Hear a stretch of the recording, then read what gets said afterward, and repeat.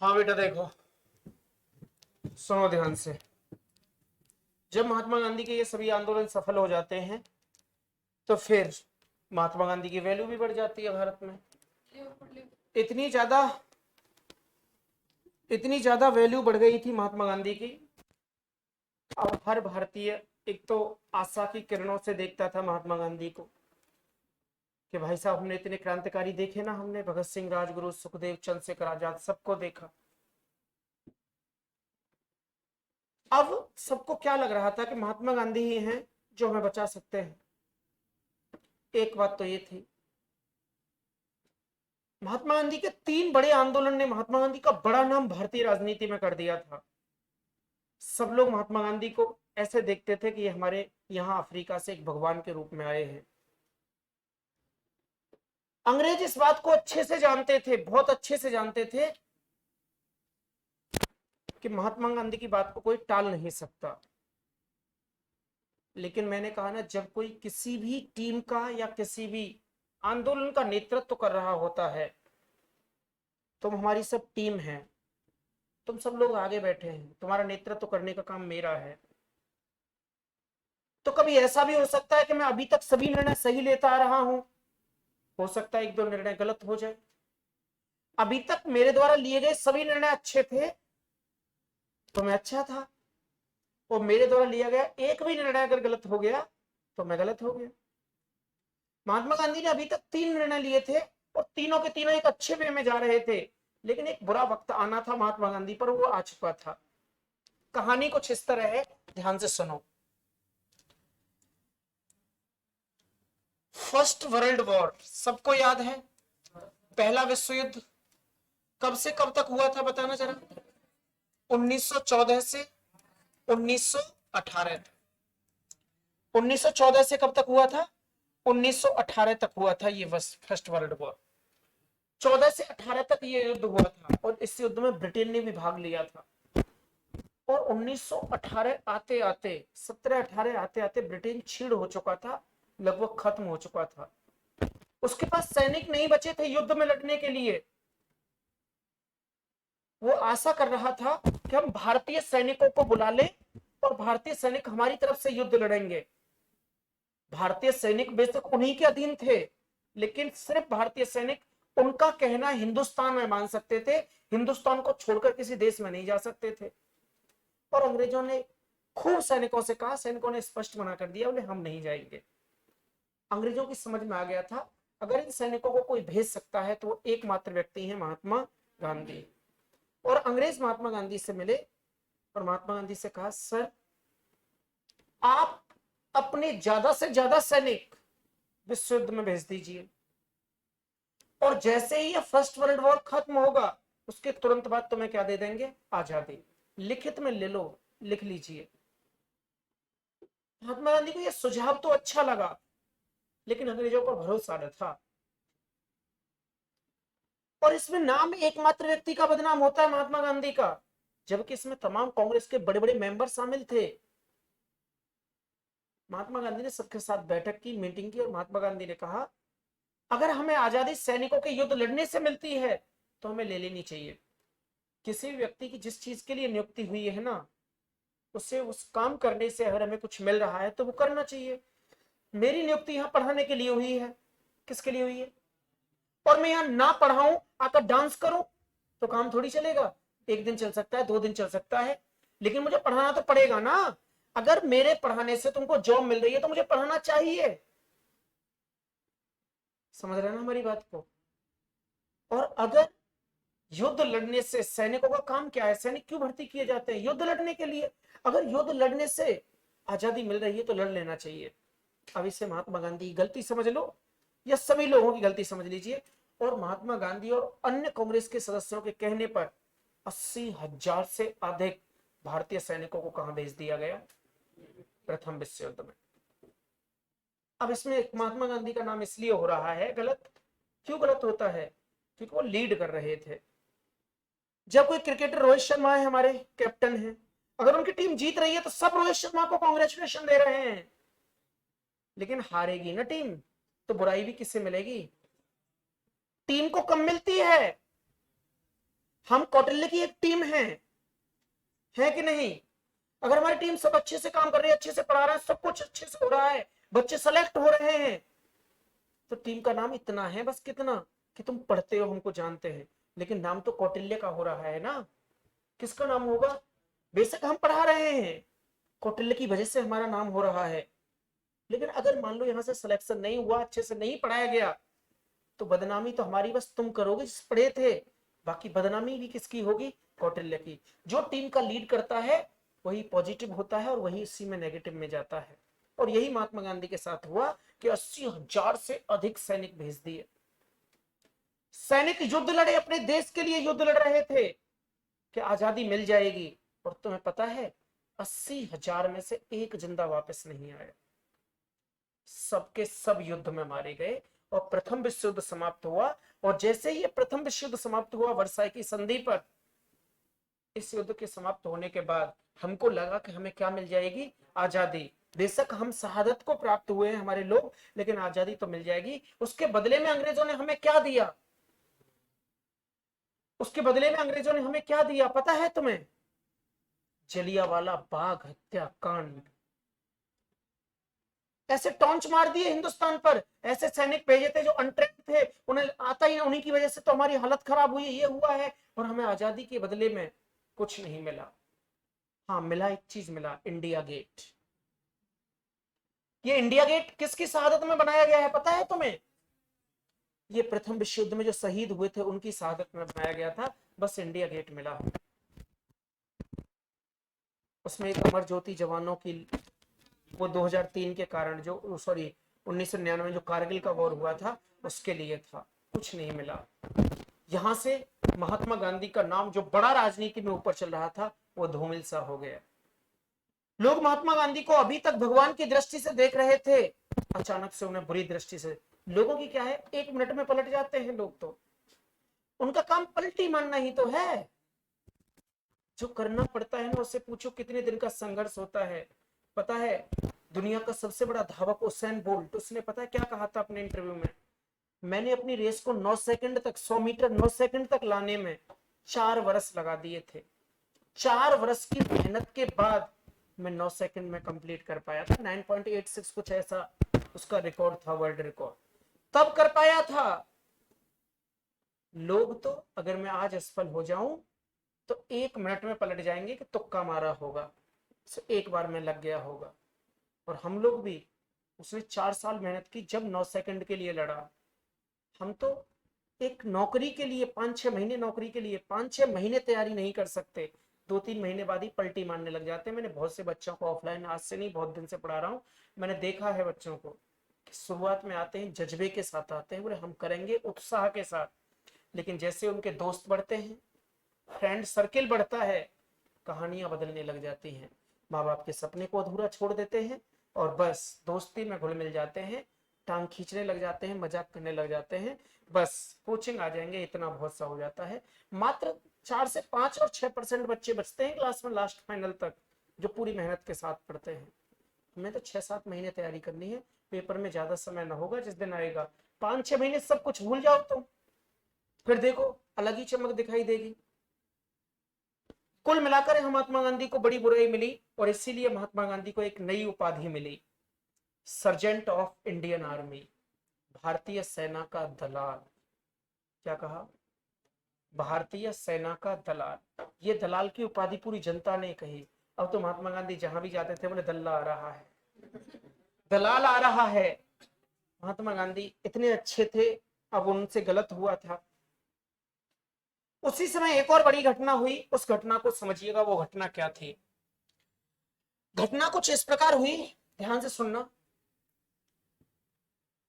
इधर क्रांतिकारी घटनाएं भी भारत में बढ़ रही थी। आजादी के दीवाने तो ना महात्मा गांधी से डरते थे, ना अंग्रेजों से डरते थे। वो तो सरफरोशी की तमन्ना लेकर घूमते थे, वो तो आजादी की बात करते थे, वो तो आजादी का चोला पहने हुए थे। वो तो जहां अंग्रेजों के साथ कोई कार्रवाई करनी होती थी कर ही देते थे, जैसे लपेटना है लपेट ही देते थे। कोई भी अंग्रेज आ जाए और मूड बन गया, काम खत्म, झटका दिया। इसीलिए इन क्रांतिकारियों को, इन सरफिरे क्रांतिकारियों को कंट्रोल करने के लिए ब्रिटेन की गवर्नमेंट ने ब्रिटेन के सुप्रीम कोर्ट के मुख्य न्यायाधीश को भारत भेजा था कि आप वहां जाइए और एक ऐसा कानून बनाइए कि ये जो क्रांतिकारी घूम रहे हैं इन पर कंट्रोल किया जा सके। उस ब्रिटेन के लंदन के चीफ जस्टिस का जो नाम था वो था सिडनी रॉलेट। क्या नाम था? तुमने रॉलेट एक्ट तो पढ़ा है, कानून पढ़ा है ना, काला कानून पढ़ा है ना। एक्चुअल में वो व्यक्ति का नाम है सिडनी रॉलेट, वहां का चीफ जस्टिस था। वो भारत आया और उसने भारत में क्रांतिकारी घटनाओं को रोक लगाने के लिए, प्रतिबंध लगाने के लिए भारत में आकर एक एक्ट का निर्माण किया, एक एक्ट बनाया जिस एक्ट का नाम क्या था? Rowlatt act. कौन सा एक्ट बनाया बेटा? Rowlatt act.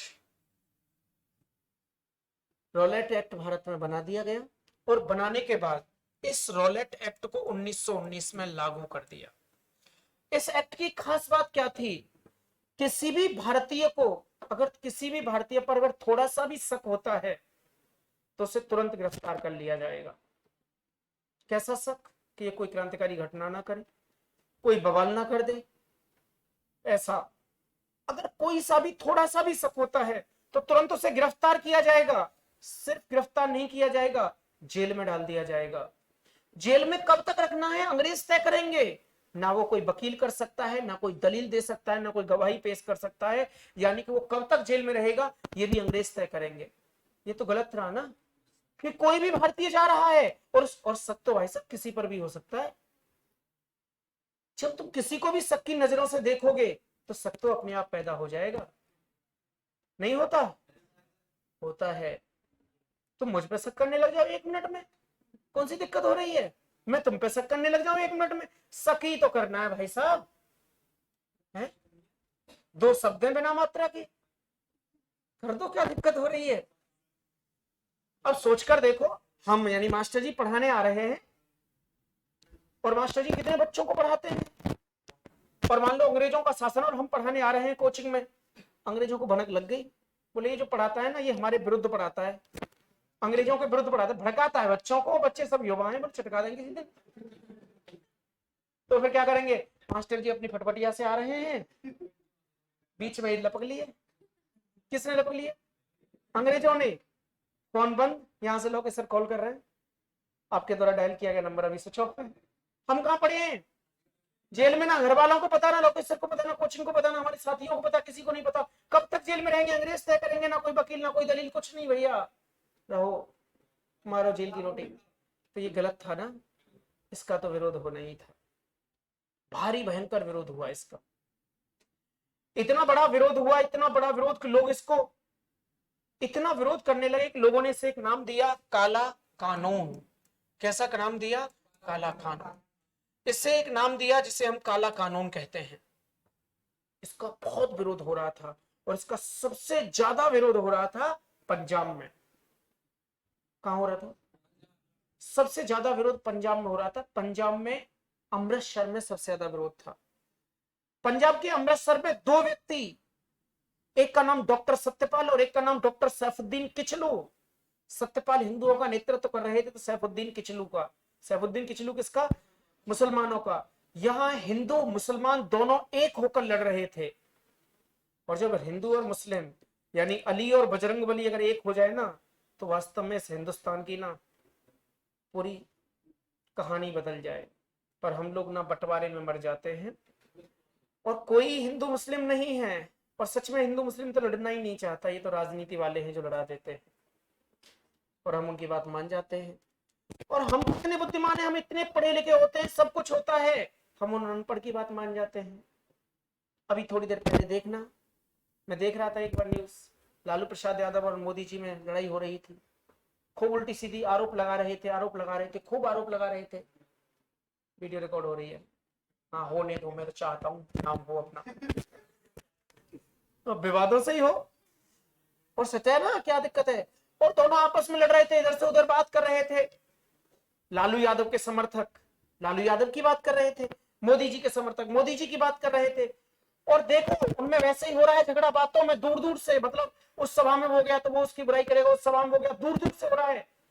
और किसी कैफे में बैठकर यादव जी के और मोदी जी के समर्थक आपस में लड़ रहे हैं, भिड़ रहे हैं, मर रहे हैं, सिर फोड़ के डाल दिए, मरे जा रहे हैं। और तीसरे दिन देखो तो लालू प्रसाद यादव के बेटे की शादी हो रही है, मोदी जी उससे कृत कर रहे हैं, मोदी जी जाकर रसगुल्ले खा रहे हैं, जाकर देखो। उनकी कभी लड़ाई ही नहीं होती भाई, तुम्हें कैसे समझाएं हम मरते हैं बिना बात के, आपस में मर जाते हैं, बोले मोदी हमारे हो, हाँ तुम्हारा ले जाओ, बोले बहन जी हमारी, भैया जी हमारे, बाबा जी हमारे। अरे कोई किसी का नहीं है, अपने घर के तो अपने होते नहीं है, बुरा वक्त आता है। देखो हमारे पापा जी का फोन आ गया, अपने तो अपने हो गए। एक मिनट, एक मिनट भैया।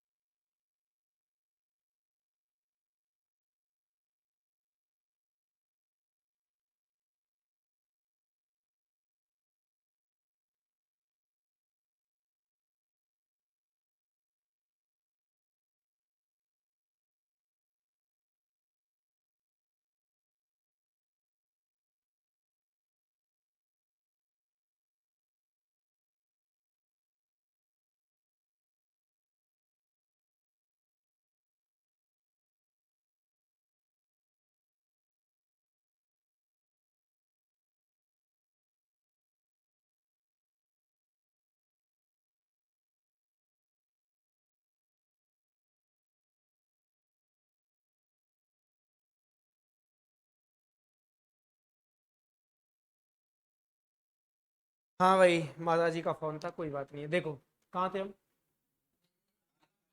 हाँ यहीं थे, कहाँ थे यहाँ है? हाँ, तो समझ रहे हैं ना फिर क्या हो सकता है, ये तो गलत था ना, इतना बुरा था। इसका सबसे ज्यादा विरोध हो रहा था कहाँ? पंजाब में, अमृतसर में, एक सैफुद्दीन किचलू और डॉक्टर सत्यपाल, दोनों के दोनों मिलकर विरोध कर रहे थे। एक तारीख निश्चित हुई थी, तुम भी इस तारीख को याद रखना, वो तारीख थी 6 अप्रैल।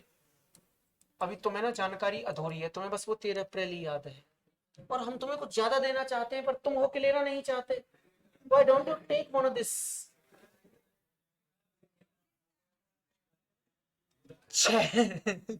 6 अप्रैल 1919, 6 अप्रैल 1919 को एक घोषणा कर दी गई थी पूरे भारत में कि 6 अप्रैल 1919 को देशव्यापी हड़ताल होगी, इसके विरोध में देशव्यापी स्ट्राइक। हड़ताल का मतलब है पूरा भारत बंद।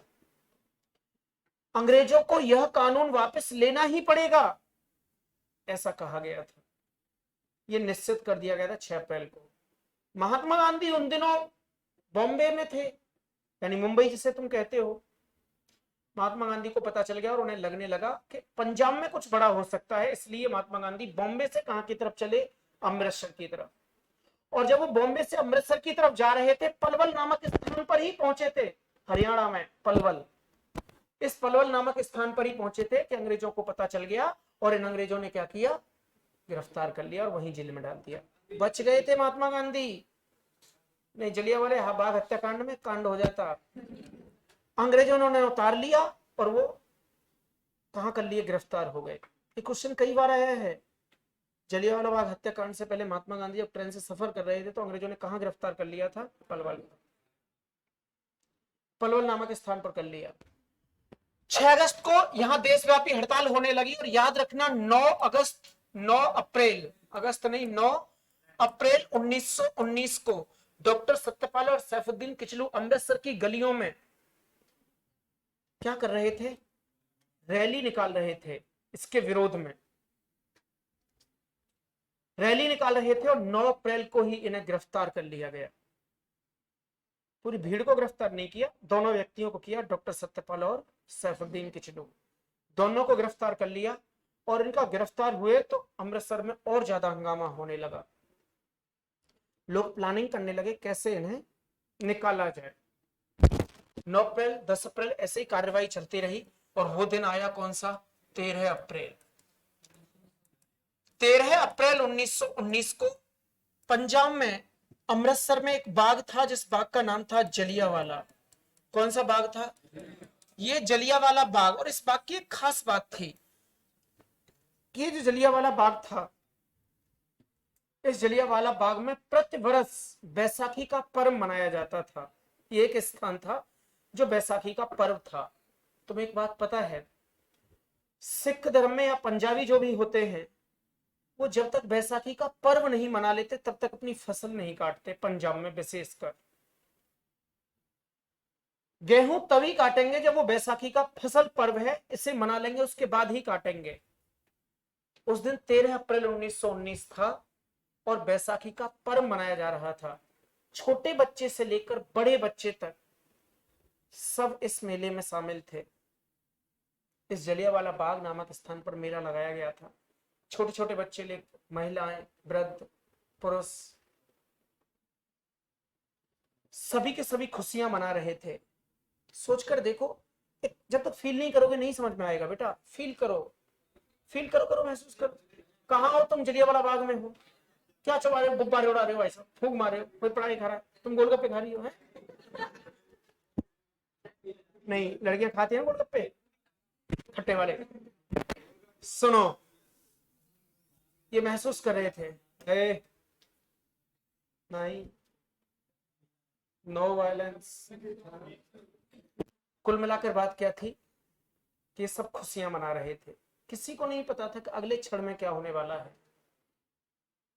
सब आनंदमयी खुश थे। लेकिन ये जो जलियांवाला बाग था, मान लीजिए जलियांवाला बाग है और इसमें सब लोग क्या कर रहे हैं? खुशियां मना रहे हैं, आनंद कर रहे हैं। इस कॉर्नर में या कोने में कुछ लोग बैठे हुए थे।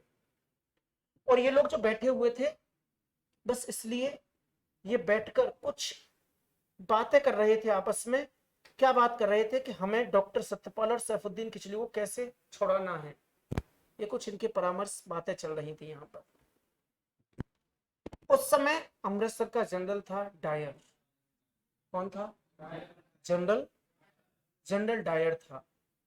और ये जनरल डायर था, इससे भनक लगी कि जलियांवाला बाग नामक स्थान पर एक ऐसी प्लानिंग, एक ऐसी योजना बनाई जा रही है जिससे जेल को भी तोड़ा जा सकता है और बॉम्ब भी फेंका जा सकता है। कुछ गलत होने वाला है।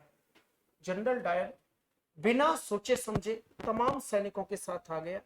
और ये जो बाग था, इसमें चार दीवारी थी, इसके आसपास सभी सैनिकों को खड़ा कर दिया। खुद जो एक मेन दरवाजा था, इस पर खड़ा हो गया तोप लेकर। सभी लोग खुशियां मना रहे थे, आनंद से थे, उन्हें नहीं पता था क्या होने वाला है।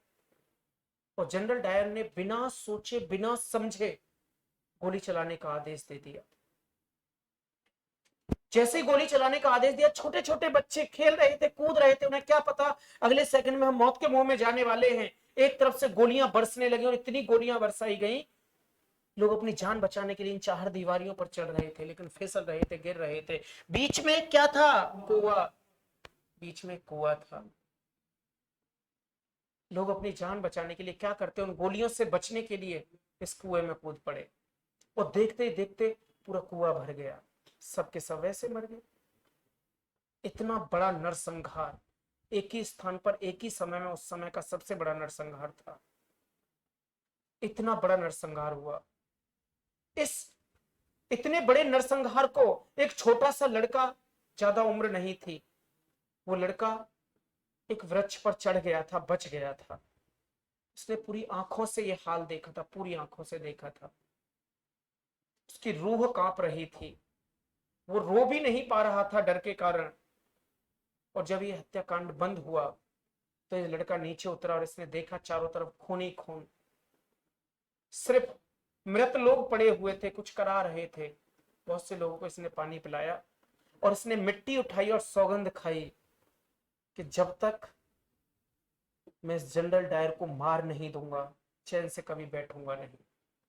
एक बढ़िया से मध्यम परिवार का लड़का अचानक अपनी सभी आजादियों की कुर्बानी दे देता है। ना उसे जीवन अच्छा लग रहा था, ना उसे विवाह करना था, ना अपने परिवार को देखना था, और एक रात अपने परिवार को छोड़कर भाग जाता है। पहले लाहौर जाता है, लाहौर से काबुल, कांधार, अफगानिस्तान रास्ता होते होते किसी भी तरीके से सबसे पहले रसिया पहुंच जाता है। रसिया में जाता है, बहुत मेहनत करता है, बहुत मेहनत करता है, धन इकट्ठा करता है। वहां से कोई हथियार खरीदता है, कोई पिस्टल लेता है, लेकिन वो पिस्टल कोई फर्जी दे देता है, और जब वो बॉर्डर क्रॉस कर रहा होता है उसे रसिया के सैनिक पकड़ लेते हैं, जेल में डाल देते हैं। जितना भी कमाया था सब चला गया। 2-3 महीने बाद जेल से जब निकला, फिर सीधा ब्रिटेन चला गया। ब्रिटेन में जाकर मेहनत की, मजदूरी की, साफ सफाई की, जितनी मजदूरी होनी थी कर रहा था। बस उसे अपने जीवन का एक दिन का इंतजार था। सबको अपनी जवानी में एक दिन का इंतजार होता है कि हम एक अच्छी सी नौकरी से लगे, हमारे माता पिता के सपने पूरे हो जाएं, हमारा विवाह हो, सुंदर सी कन्या मिले, सब कुछ होता है। लेकिन उसे कुछ और ही कमाल था। वो जाता है, वो पहुंच जाता है, इतनी मेहनत करता है, इतनी मेहनत करता है। उसे कई बार जनरल डायर मिला, वो मार सकता था लेकिन नहीं मारा। वो एक अच्छे इंतजार कर रहा था, और एक दिन वो न्यूज़पेपर पढ़ रहा था, उसमें लिखा हुआ था कि जनरल डायर लंदन के सेंट्रल हॉल में प्रेस कॉन्फ्रेंस करने आ रहा है अपनी पत्नी के साथ। ये लड़का अपने जीवन में पहली बार इतने अच्छे कपड़े पहनता है, बाकायदा कोट पैंट पहनता है, टाई लगाता है, कैमरा लगाता है, आई कार्ड बनवा लेता है फर्जी, और एक पिस्टल ले जाता है, और एक फोटोग्राफर, पत्रकार बनकर सेंट्रल हॉल में प्रवेश कर जाता है। जैसे ही ये जनरल डायर, उसकी पत्नी वहां आते हैं सेंट्रल हॉल में, फोटो खिंचवाते हैं। भाषण देने से पहले पोज देते हैं ना लोग, बड़े बड़े सेलिब्रिटी नहीं देखे, उनकी पत्नी होती है यहाँ बगल में हाथ लगा के रहती है, यहाँ पर देखते नहीं, बगल में ऐसे हाथ लगाते। हमें नहीं आती फीलिंग, पर बता रहे हैं तो। हाँ, ऐसे लगा के पोज दे रहा होता है, एक्टिंग लेता है, ऐसे होता है, ऐसे होता है, ऐसे करके करता है। लेकिन और वो जो लड़का था उसके करीब जाकर फोटो खींचता है। जनरल डायर को भी लग रहा होगा कि कल क्या पोज आएंगे हमारे, क्या फोटो आएंगे, देखेंगे। बहुत अच्छे से स्टाइल में दे रहा है, कभी ऐसे दे रहा है, कभी ऐसे दे रहा है, कतई शाहरुख खान बन रहा था। उसे पता नहीं था कि कल क्या होने वाला है, कल तो कल ही रहेगा। और जब लगने लगा, वो जब वैसे ही भाषण देने लगा, उसकी पत्नी उससे दूर हो जाती है। जैसे ही भाषण देने लगा, तुरंत रिवॉल्वर निकाली, जितनी भी गोलियां थी, एक के बाद एक, एक के बाद एक के बाद एक, छलनी बना दिया और उसे मार दिया। जैसे ही मारा, मरने के बाद सब लोग वहां से भाग गए, लेकिन वो भागा नहीं। वो जाता है, वो नीचे गिर गया था, सिंह की तरह गर्जना करता है, शेर की तरह, और उसकी छाती पर पैर रखकर उसे पैरों से दबाने लग जाता है, मारने लग जाता है। उस मरे मराए को भी मारता है, और एक शेर की तरह दहाड़ता है, रोता है। इसे पकड़ लिया जाता है। ये कोई और नहीं, सरदार उधम सिंह। कौन था ये? सरदार उधम सिंह को पकड़ा गया था, और पकड़ने के बाद जब जांच चल रही थी तो उन्होंने कहा था, उधम सिंह तुम भाग सकते थे, लेकिन भागे क्यों नहीं? बोले, अगर मैं भाग जाता तो मेरे जीवन में मैंने जितनी भी मेहनत किया है वो परिश्रम दूर हो जाता, मुझे जिंदा रहना ही नहीं है। मेरे जीवन जो आया था, मेरे जीवन का बस एक ही उद्देश्य था, जनरल डायर को मार देना। आज मुझे अगर फांसी लगेगी, मेरे हिंदुस्तान के सभी युवा भाई देखेंगे तो एक उधम सिंह पैदा नहीं होगा, हजारों उधम सिंह पैदा होंगे। ये जनरल डायर को मार देता है। हम कुछ फ्लो फ्लो में, कहानी में कुछ ज्यादा बढ़ाए आगे, लौटकर वहीं पहुंचिए। अपने मन को कंट्रोल करो। वहीं आओ, वहीं कहा, यहीं पे पहुंचो, पहुंचो, पहुंचो, आओ ना, आ गए, आ जाओ। यहां तमाम लोग मारे गए। जब यहां मारे गए, जो चारों तरफ क्या हुई, आलोचनाएं हुई।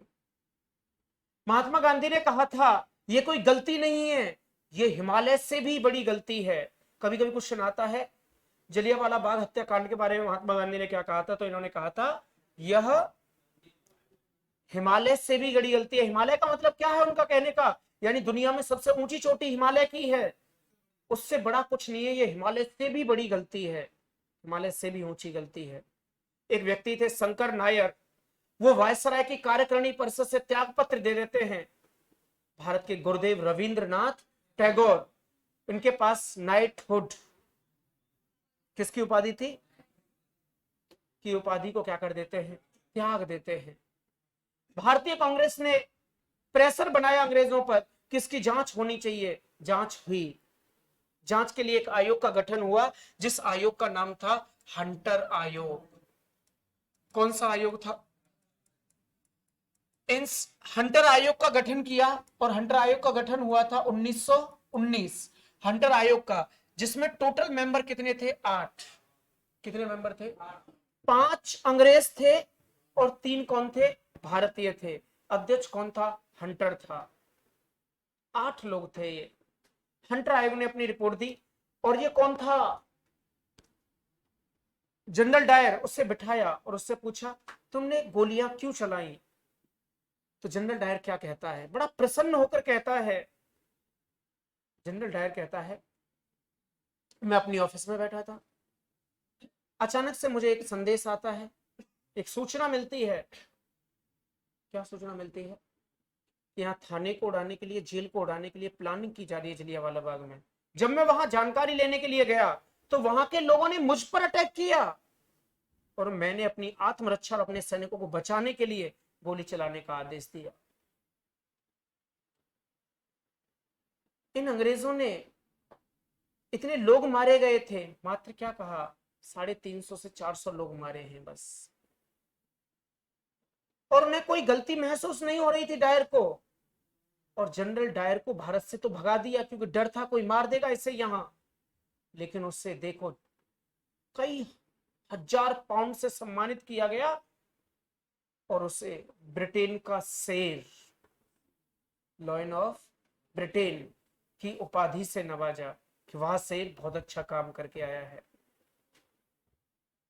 ऐसा हुआ था। कांग्रेस ने भी एक जांच कमेटी बिठाई थी, जिसका नाम था तहकीकात। कौन सी कमेटी थी? तहकीकात कमेटी। ये तहकीकात कमेटी किसने बिठाई थी? कांग्रेस ने तहकीकात कमेटी बिठाई थी। और इस तहकीकात कमेटी का जो अध्यक्ष था, वो कौन थे? मदन मोहन मालवीय। ये मदन मोहन मालवीय तहकीकात कमेटी जो थी, इस तहकीकात कमेटी इसीलिए थी कि ये भी जलियांवाला बाग हत्याकांड की जांच करेगी। इसके अध्यक्ष मदन मोहन मालवीय थे। अन्य मेंबर महात्मा गांधी थे, सीआर दास थे, मोतीलाल नेहरू थे, और एक व्यक्ति थे एम.आर. जयकर। कौन थे? एम.आर. जयकर। इन लोगों ने जांच की और उन्होंने बताया कि कम से कम 1100 से ज्यादा लोगों की मृत्यु हुई है। हालांकि एक घटना बनकर रह गई। जो मरने थे वो मर गए, जिन्हें शहादत को जाना था वो जान गए। लेकिन अंग्रेजों से इस बात पर कोई फर्क नहीं पड़ा। लेकिन इन अंग्रेजों को सबक सिखाने के लिए कुछ होना था, और वो हुआ ये कि 1920 में एक आंदोलन शुरू होता है, जिस आंदोलन को कहते हैं हम असहयोग आंदोलन। कौन सा आंदोलन शुरू होता है?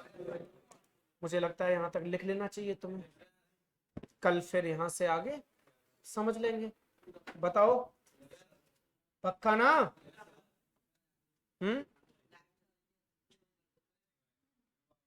लिखो भाई, हमारी मर्जी, हम लिखाएं या पढ़ाएं। अरे इतना समझ लिया, अब लिख लिया करो, थोड़ी तो मेहनत करो ना। एक शायरी थी,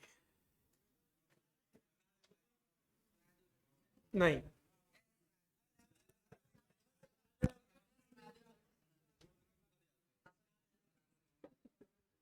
अभी मैंने फेसबुक से कॉपी की थी, सुनो।